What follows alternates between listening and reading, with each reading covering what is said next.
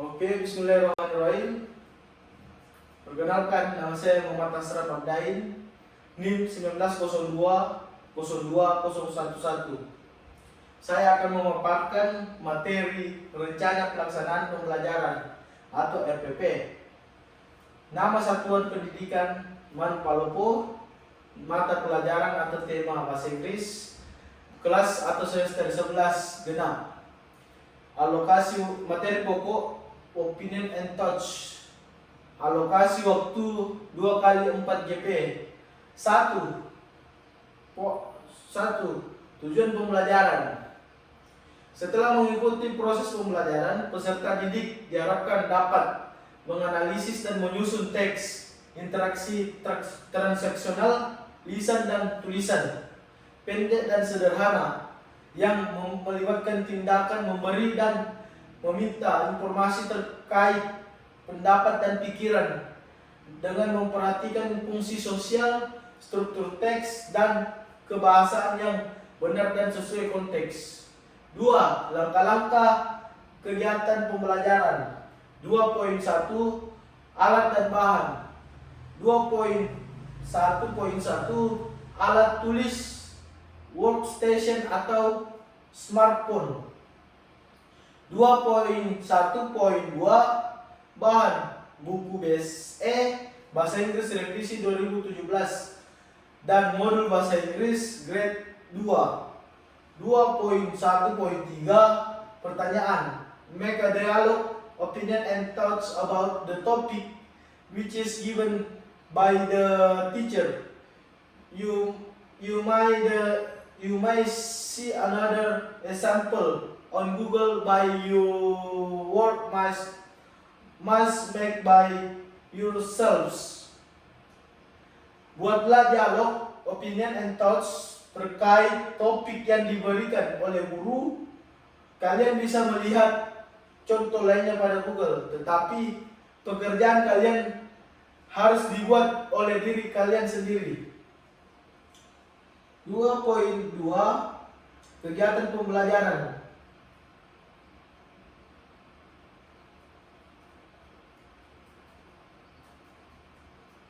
Kegiatan pembelajaran. Poin 1. Pertemuan 1. Peserta didik mengidentifikasi struktur opinion and touch. Peserta didik memahami fungsi dan tujuan opinion and touch. Peserta didik berlatih membuat kalimat ungkapan pendapat. Pertemuan 2. Peserta didik memahami unsur kebahasaan, nominal, singular, dan plural. Dengan atau tanpa a, they, this, those, mine, their, dan sebagainya. Peserta didik memahami ucapan, tekanan kata, intonasi, ejaan, dan tata baca dan tulisan tangan. 2.3 Siswa berlatih praktik atau mengerjakan tugas halaman buku.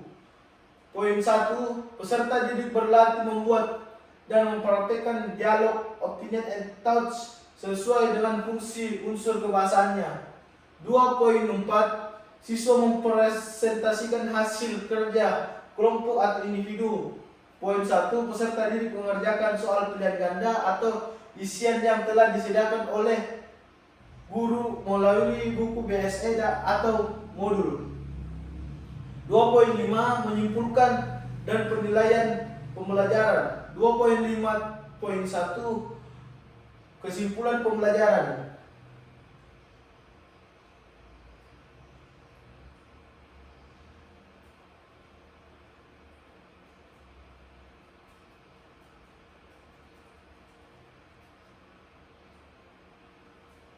Kesimpulan pembelajaran. Memberikan desain refleksi kegiatan pembelajaran yang disediakan oleh guru.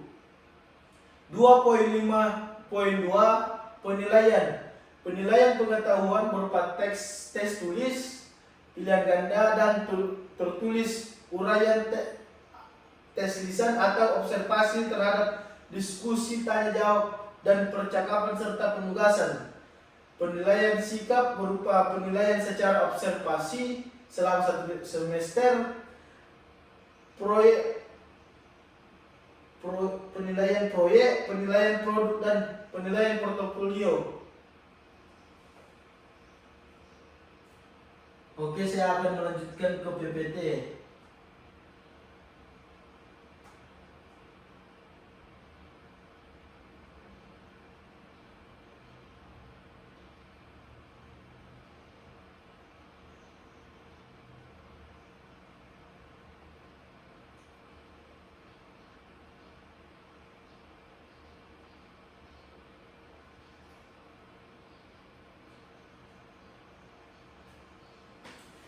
Oke, saya akan menjelaskan filsafat pendidikan.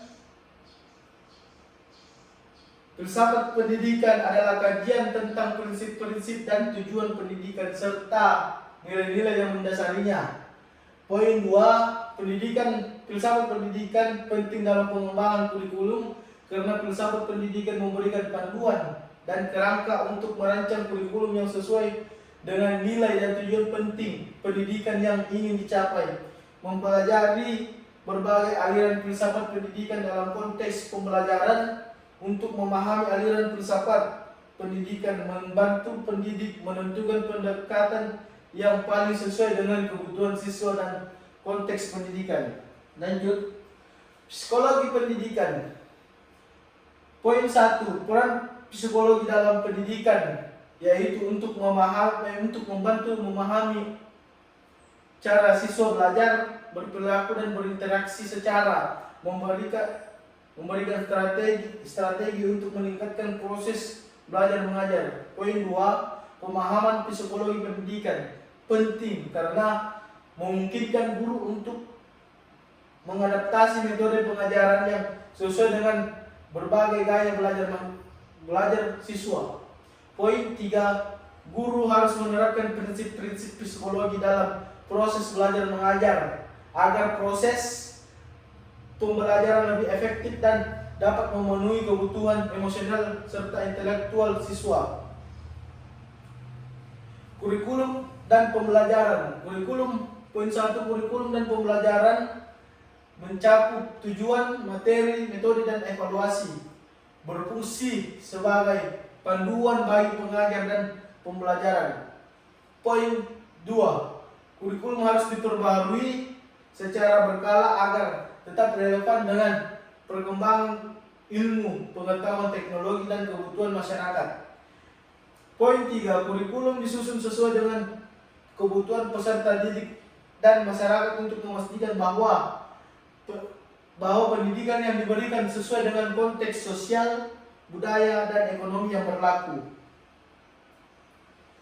Teknologi pendidikan. Poin 1, teknologi pendidikan yang digunakan dalam pendidikan saat ini meliputi alat seperti komputer, perangkat lunak pendidikan, platform pembelajaran online, dan aplikasi mobile.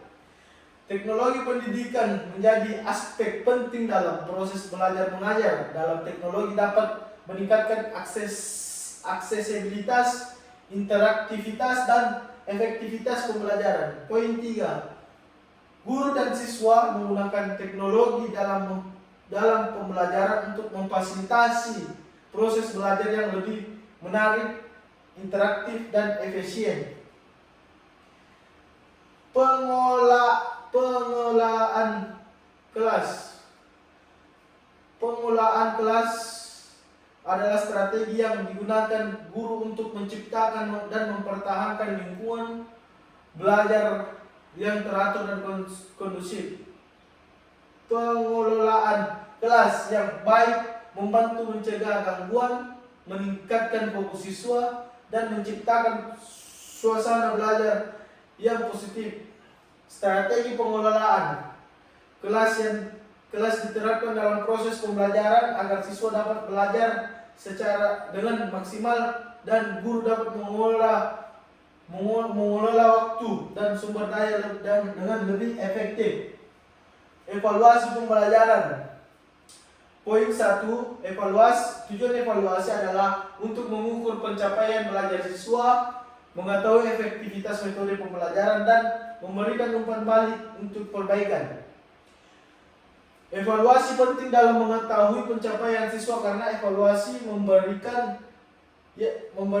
informasi yang diperlukan untuk menilai seberapa baik siswa memahami materi dan mencapai tujuan pembelajaran.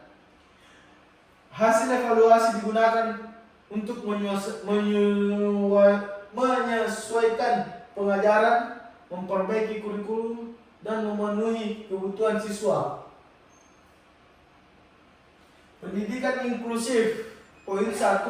Pendidikan inklusif adalah pendekatan yang memastikan semua siswa yang berkebutuhan khusus mendapatkan akses yang sama ke pendidikan berkualitas. Poin 2.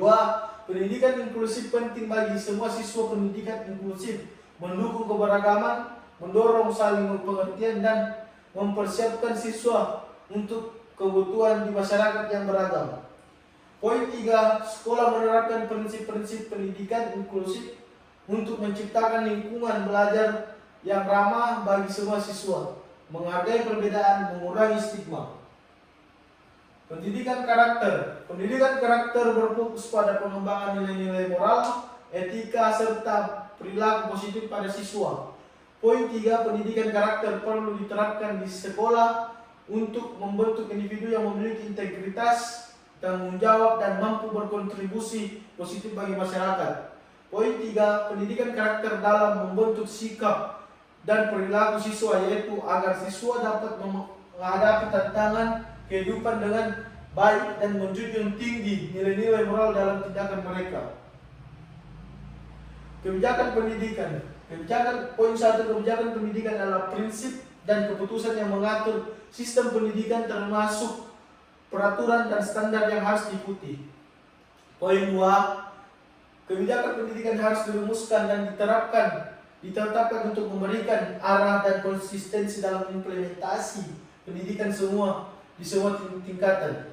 Poin 3. Kebijakan pendidikan dibuat dalam konteks sistem pendidikan nasional untuk memastikan bahwa pendidikan dapat diakses, berkualitas, dan relevan dengan kebutuhan masyarakat.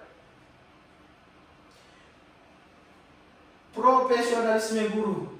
Profesionalisme guru mencakup komitmen terhadap pengembangan diri, etika, dan standar tinggi dalam praktik pengajaran.